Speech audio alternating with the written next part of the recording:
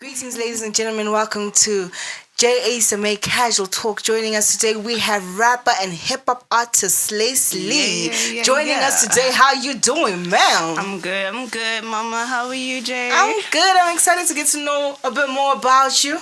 I'm excited to speak more on me. Let's get into it, man. Good.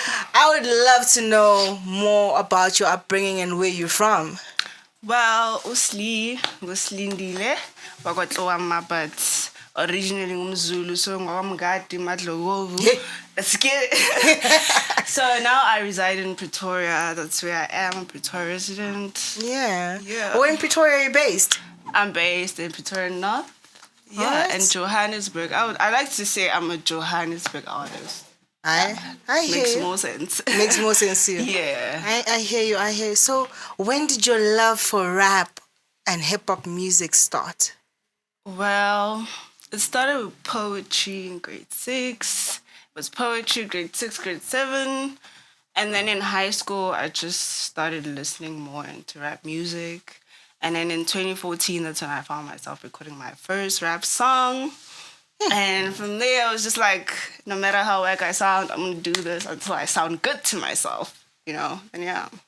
And you ended up sounding good to yourself, and you Yeah, love I'm what you have. satisfied with how I sound right now. You're content with how you sound yeah, right now. I'm content with how I sound right now. I like that. I like that a lot. Yeah. So, before Yzloe came through, how many artist names did you have to go through before discovering that's who you are on stage?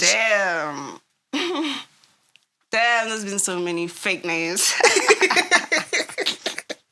So my first ever name was Shanti D. I don't know. I just magically thought I'd be Chantal, at some point, but that was never my name. So I was just like, I'm gonna be Shanti D at some point. And then it changed from Shanti D, it went to Slay with the Y, SLAY. And then from there I was just like, why at the end is lame? Because it's just so predictable. And then it was Slay with the E at the end. And it got to Slay Sleazy. From Slay Sleazy, we went straight to Slee. And now we at Slay Slee. Slay Slee. Yes. So you've literally, I believe that your talent has grown with the amount of names you've given yourself. And the more you built your craft, the more you found your identity. Yes, yeah. Alright. Because I feel like Shanti D at the beginning was more of soft, trying to venture into more poetry and like rhythmic flows. And then when I got to Slay, that's when I discovered like I'm a trapper for real. And then I started trapping. Slay Sleazy was basically balancing between that boom bap rap music and the trap music. And then we made it out. I was just like, yo, my brand has to be trap. So this is where we are right now. Slay Slee is a trapper, and I'm trying to infuse more of vernac. It's not who I am permanently, but it's temporary. I'm just trying to infuse in who I am and find my ground, find my feet before I could be like Gitaro State, which is where we headed to. But anyways, we're still here and we're gonna do the most right here. So yeah. We're gonna grow with you. You can change your name 5 more times. We're gonna be here supporting you. And bet I'm still gonna change it. Let's go. Let's go. Oh wow. So how do you feel you thrive in this male-dominated industry? Because there are a lot of males in this industry. Trust me, I'm struggling to breathe. That's a good question, actually. I feel like when it started off, it used to bother me. It used to bother me a lot. But I learned that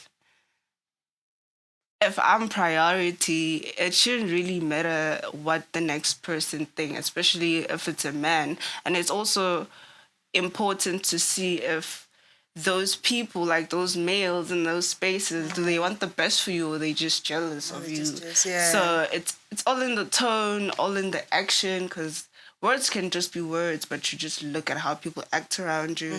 So with me, I try to always just keep my energy to myself, no matter how much I want something. Well, before I used to go for it. I used to go to every studio session with, like, niggas would invite me for studio session. I'll just go without even asking questions. I'd just be there. But I was just like, is my energy worth all of that? So now where I'm at is, what are you actually giving me? What are you gonna bring to my table that I can also give back to your table? If there's nothing like that, I guess there's no collaboration that's gonna happen. This artwork is titled Phases of Me by the artist ZEMI. For more information regarding her journey and her artistic portfolio, have a look at the description below. Because I've done so many collaborations, mostly with male artists, and some have held on to my things, and I won't say names. Some have literally hated on my things because obviously, clearly it was better than theirs, but that's not something I want to say. I don't dwell on that. But anyways, I've been put down a lot, and I feel like that's one thing that just always pushes me to go higher. Yeah. They can't keep you down for They long. can't. They can't. Don't They give them the can't. power. I'd be letting myself down. Like, I can't. Man, I feel that. I feel that. Yeah. What advice would you give other upcoming artists on differentiating making music and making money? Yeah. So it's important that you don't just focus on your craft. It's like a whole package. So you have to have a look, you have to brand, like you have to think of yourself as a walking brand, basically. So you have to make sure that your hair is on point, your drip is on point, your music is at a certain level at least. You try to push something that you love and that makes you stand out. And I feel like even though it's not easy in this industry to make money, but it will pay you back, because you finding your niche in this industry, you can make something out of it. You can create a business. If maybe you're into fashion, you can start a whole fashion line. You can do anything. You can just open up a whole studio, like recording whatever, and then you just make your money. So it depends on what you want, and then you need to push what you want. So currently, I'm not really making much for my music. I get booked for free, which is sad. And I do a whole lot of things for free, which is sad. But then I feel like the most important thing as an artist is for you to grow, like make sure that your paperwork is on point, so that whatever you drop today, 5 years later, whatever that's been happening, at least it's been documented out. You can go to Samro, you can go to Risa, you can go to Capasso and be like, please check for me how much I have in my wallet. At least that's something you can get out of it. Yeah. Other than that, get a 9-to-5 if you have to. Just get a balance. Just make money for this shit anyways. So, yeah. Yeah. That's some facts, man. That was truth. It's not every day you find an artist saying, I ain't making money from this yet. Yeah. But and I tried to get a 9-to-5. Hey, guys, it's not easy as an artist to have a 9-to-5. Actually, don't waste your time trying to get a 9-to-5. Just open your own business and make this money for you, because you don't want to grow someone else's empire. Well, your empire is drowning. Too much on its own, and you're alone. So just work on your team.